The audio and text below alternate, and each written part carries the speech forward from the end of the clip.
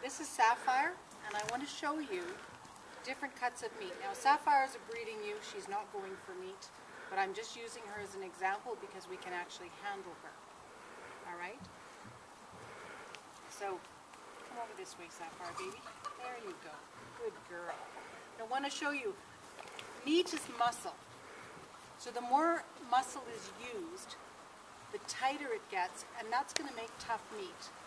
And so the area of a sheep or a cow or a goat or a pig's body that's used the most as muscle, that's the part that's going to have the toughest cuts. So as you can see, Sapphire's leg, this muscle right here, that's going to be leg of lamb. And that's going to be a tough cut, but it's still a prime cut because there's a lot of meat there. The bone is thin. And again, she's not going for meat. I'm just using her as an example. This part here, the neck, right here.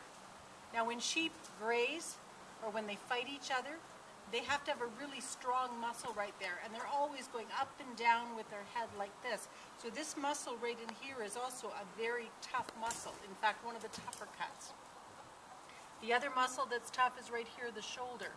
So the shoulder roast is a fairly tough cut. On a cow, a sheep, a pig, doesn't matter.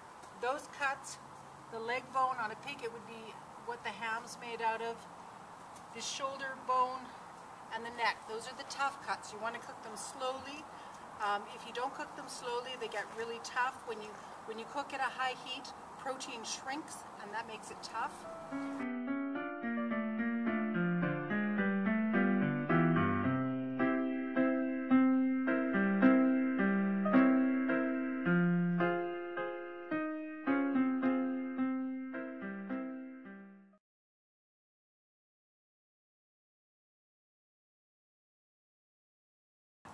Now if you look along the backbone here, this is where lamb chops come from, right along the back, or the crown roast. That's the tender cut. It's also called loin on a pig. Sirloin is this part right in here on a cow. Right on either side of the backbone, there's lots of very tender meat there. It's the prime cut on every animal.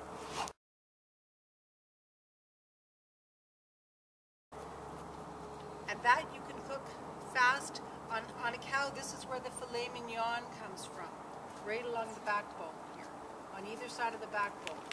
So that gives you an idea of why different cuts of meat need different treatments when you're cooking in the kitchen.